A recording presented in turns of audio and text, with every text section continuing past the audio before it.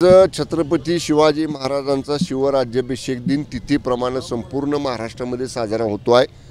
आदरणीय उपमुख्यमंत्री शिंदे साहेबांनी सकाळीच किल्ले रायगडावरती हा शिवराज्याभिषेक सोहळा तिथीप्रमाणे साजरा केलेला आहे। इथं सुद्धा येण्याची माननीय शिंदे साहेबांची तीव्र इच्छा होती, परंतु खराब हवामानामुळे हेलिकॉप्टर या ठिकाणी येऊ शकलेलं आहे। म्हणून आम्हाला दोघांनाही, मला आणि माननीय आंबेडकर साहेबांना आदरणीय शिंदे साहेबांनी या ठिकाणी आदरणीय गुरुजींच्या या कार्यक्रमासाठी पाठवलेला आहे।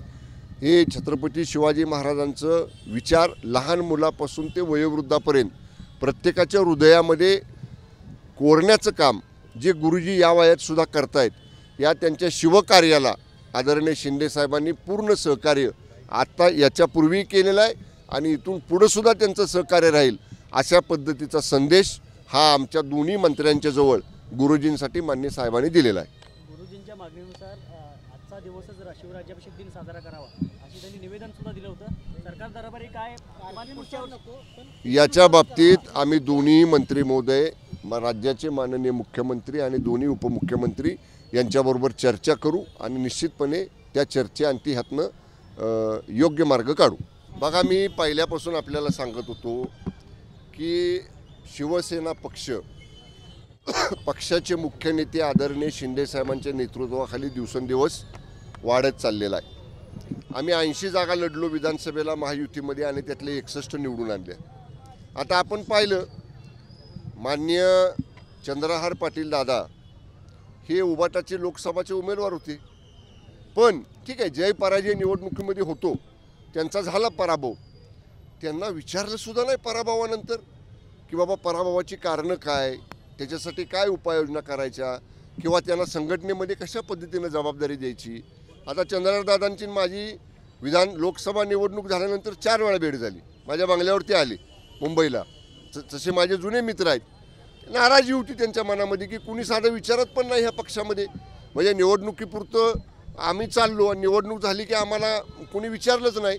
आता खरं चंद्रहारदादा पाटलांच्या सारखा कुणाच्या बरोबर ते कायम असायचे, कुणाबरोबर असायचे? माननीय उद्धव ठाकरे साहेबांपेक्षा जो सकाळचा भोंगा वाजतो त्या भोंग्याच्या बरोबर असायचे। आता खरं आज मला आता शंका येते, चंद्रहारदादांचा प्रवेश झाला की उद्धव साहेब पहिला प्रश्न विचारतील 9च्या भोंग्याला की हे कसं झालं। त्यामुळं आता तुम्हाला सांगतो, चंद्रहार पाटलांचं कुस्ती क्षेत्रामध्ये चांगलं काम आहे, चांगलं कुस्ती संकुल ते स्वतः त्या ठिकाणी त्यांच्या गावामध्ये उभं करतात। त्याच्या बाबतीतलंही त्यांनी मला माहिती दिली। तर नक्कीच आदरणीय शिंदे साहेबांच्या नेतृत्वाखाली माननीय चंद्रहार पाटलांचा योग्य मान सन्मान शिवसेना पक्षामध्ये राखला जाईल। असं मी आत्ता जे आपल्याशी बोललो त्याचं कारणच ते आहे की हा अनावश्यक भोंगा आहे।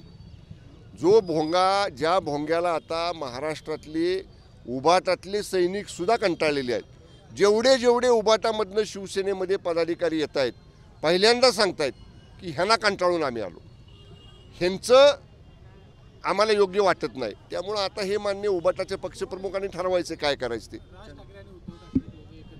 काल बोललोय मी त्याच्यावर, कालच बोललोय। हे बघा, राजकारणामध्ये काल माननीय शिंदे साहेबांनी काय सांगितलं, ज्याला त्याला ज्याच्याबरोबर राजकीय पक्षाला युती आणि आघाडी करण्याची मुभा आहे।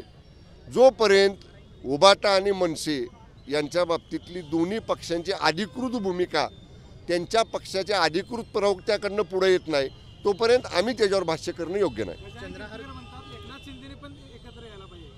जोपर्यंत मनसे आणि उबाटाची अधिकृत भूमिका बाहेर येत नाही, तोपर्यंत शिवसेना म्हणून आदरणीय शिंदे साहेबांच्या नेतृत्वाखाली आम्ही आमची भूमिका योग्य वेळी त्यावेळी मांडू। ओके, धन्यवाद। शिंदेसोबत गेले, हे संजय राऊतांची नाचक्की आहे। तसेच चंद्रहार पाटलांची चांदीची गदा दिली होती, त्या गदेला भाळून उद्धव ठाकरेंनी उमेदवार दिली अशी त्यांच्याच सेनेतील पदाधिकारी सांगतात। आता बघा, त्यांच्याजवळ होते तोपर्यंत बोलले का? चंद्रहार पाटील उबाटा गटामध्ये असताना का नाही ह्याचा उल्लेख त्यांच्या लोकांनी केला? आता त्यांनी उबाटा सोडलं की त्यांना नाव हेच आहे ना, आम्ही त्यांच्याबरोबर होतो तोपर्यंत चांगले होतो, आम्ही त्यांच्या विचारापासून बाजूला गेलो की आम्ही गद्दार झालो, आम्ही नालायक झालो, आम्ही गटारातली प्रेत झालो, आम्हाला कोण कोण काय काय म्हणलं। त्यामुळं मी तुम्हाला सांगतो की या पद्धतीनं त्यांच्या जवळ असला आपला तो बाब्या आणि लोकांचं ते कार्ट, अशी ती भूमिका आहे. त्यांच्या पक्षामधले लोक कुणाला काय म्हणतात ना ह्याचा आम्हाला विचार करण्याची गरज नाही. शिंदेसाहेबांच्या नेतृत्वाखाली आदरणीय हिंदू हृदय सम्राट शिवसेना प्रमुख स्वर्गीय बाळासाहेब ठाकरे साहेबांच्या ज्वलंत हिंदुत्वाची शिवसेना ही महायुतीमध्ये पुढे घेऊन जाण्याचं काम आम्ही करू.